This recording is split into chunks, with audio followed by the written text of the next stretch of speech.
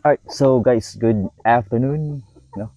Kakabalik lang natin mag-vlog. So ngayon ay magbibigay tayo ng update sa ating mga manok. No? So ito na sila.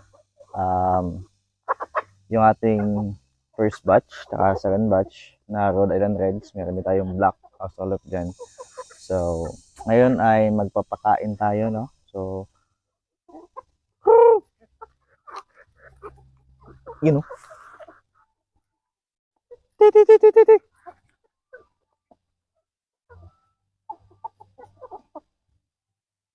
So ang lalaki na nila.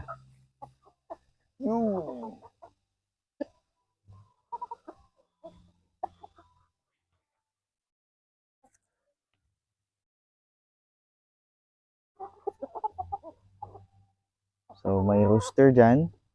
Then doon is yung ating uh, mga second batch malapit ng mga itlog. Itong nangingitlog na yan. So hopefully dadami sila. And may mga bagong pisa tayo doon sa loob. So update natin kayo kung gaano sila kalaki. Yung inahin nila is native. Tapos yung tandang is ito. So malaki na sila. Lang ganito. Malaki sa ganito, no? So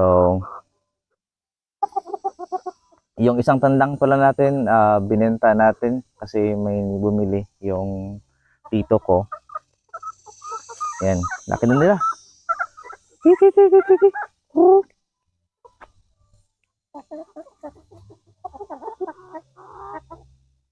Yan. Saka may good news pala, no, kung may napapansin kayo, meron na tayong range net dyan. So, di na sila makakalabas. Tapos, safe na din sa mga predators. So, yan, update natin na kayo sa susunod kung mangingitlog na ba tong ating second batch, kasi alam ko malapit na tong mangitlog kasi laki na sila nung bago una nating kuha na manok. So ngayon tingnan natin kung gaano laki yung kanilang mga offspring. Ito yung F1 dati. Yeah.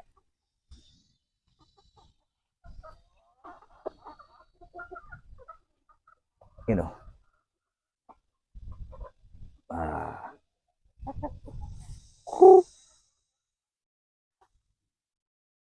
Busy. Yan. So ito yung ating mga second batch na manok. Yan. So may range set na rin. Yan. Oh. So safe na sila. Ngayon, pasok tayo sa loob. Yan. So, eto na sila. Yan o. Yan yung offspring nila pala. Yan, tandang. Ito, tandang din. Saka half ng cobra pa yan. So, sama-sama lang sila. Tapos may dito pa sa kabila. Dito naman mga native yan. Saka yung tandang is Rhode Island Reds. So, yun.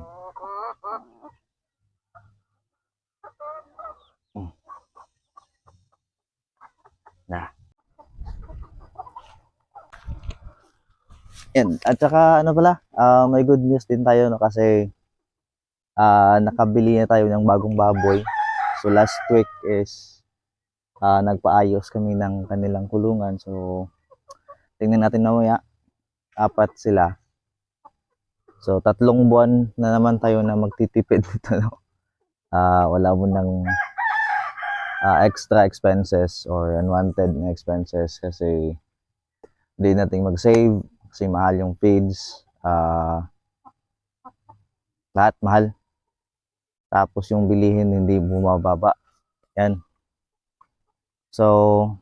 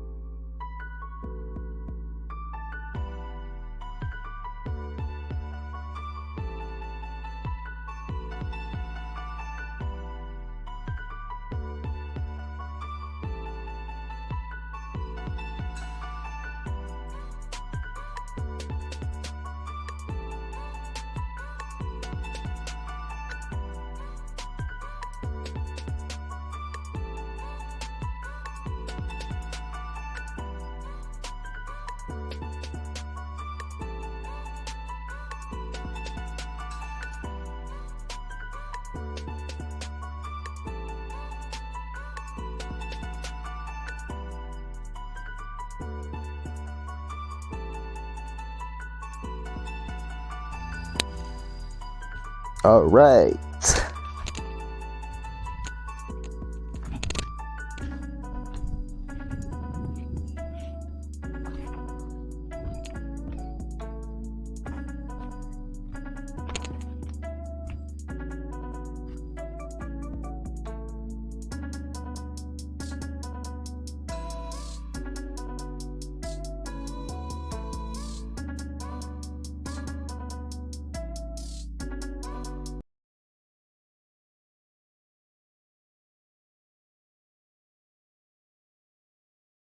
Ang ganda po.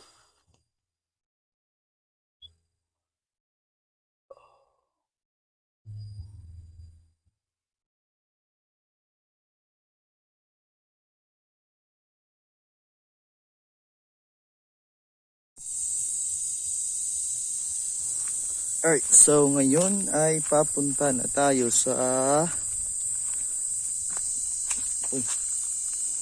malaki na pala yung pinatnim natin noon na kamuting kahoy, you know. Yan. Alright, ito din kamuting kahoy. Kamuting kahoy. Yan. So, alright. Buhay ba? So, ang buhay ah. Ayan. So, ito pala yung ating sayote guys. So, tinanim yan nung tagal na, haran. So, you know. Diba? Ayan.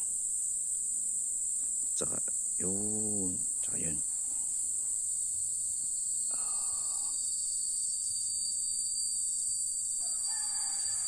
So siguro bukas na lang tayo magdalagay ng balag dito. Kasi ngayon napakainit. Tsaka lowbat yung aking microphone. So charge muna natin pauwi. Then bukas magdalagay tayo ng balag dito, no? And then lagyan na natin ng pataba. Tsaka linisan natin, no? So yan. This is so kaya gusto ko lagi umuwi kasi napaka fresh dito, refreshing, perfect na pampawala ng stress, you know. Kitang-kita niyo naman, green na green.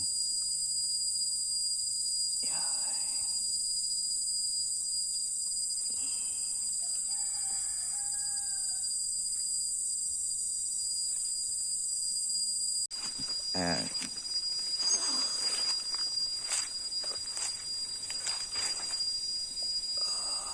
Ang ganda.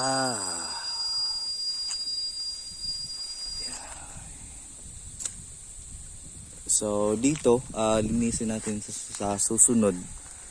Baka may maitanim tayo dito, no? Kasi sayang naman yung space. So, yan.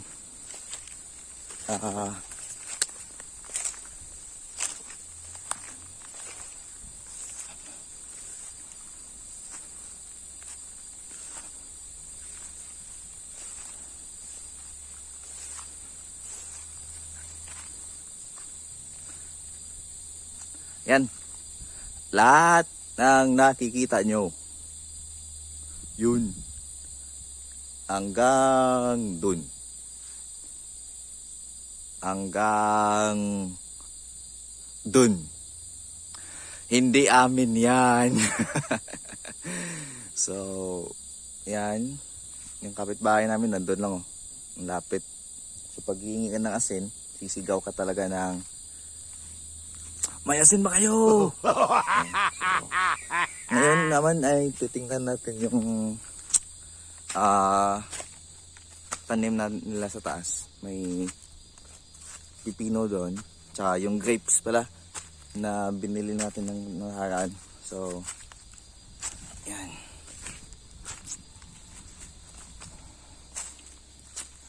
May bunga ba? Maraming bunga. You know? So, bukas na lang yan. Akitin natin.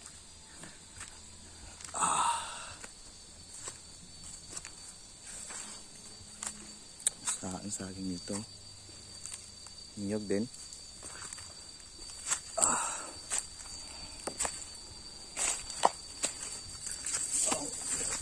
Wala.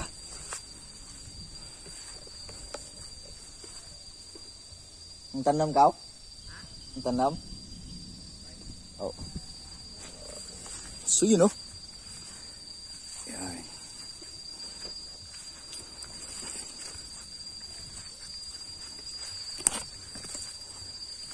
Yan, dan.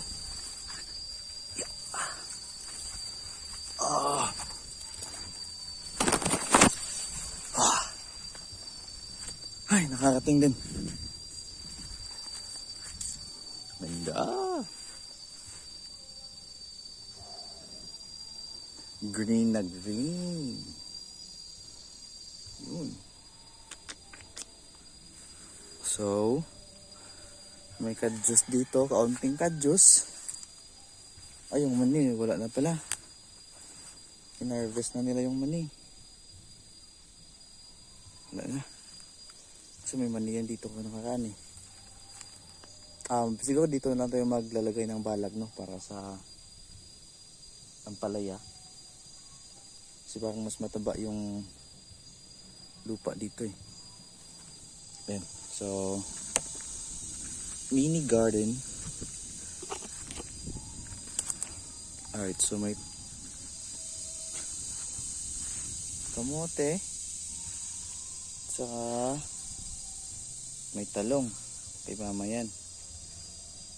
You know, so may pipino din na tanim yung kapatid ko. At saka ito na, yung iba, yung pinakahihintay. You know, so may bunga na yan guys. Yan. Saka doon, no, taba. Yan. So kaunti lang yan, parang garden lang. May bunga din dito natin. Kita ba? Yan o. So,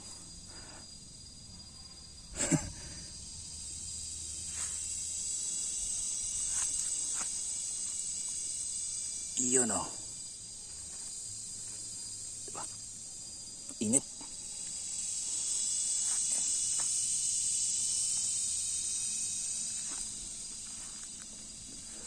Yan, tsaka yung grapes na binili natin. Ito na. Yan. Kaso makang kinain ng uod yung dahon na. Yan. 5, 4. 5 ata ito eh. So ito yung isa. Yan. Tapos may isa pa dito. Yan. Tapos ito. Yan. Tapos nilagyan niya pala ng pataba.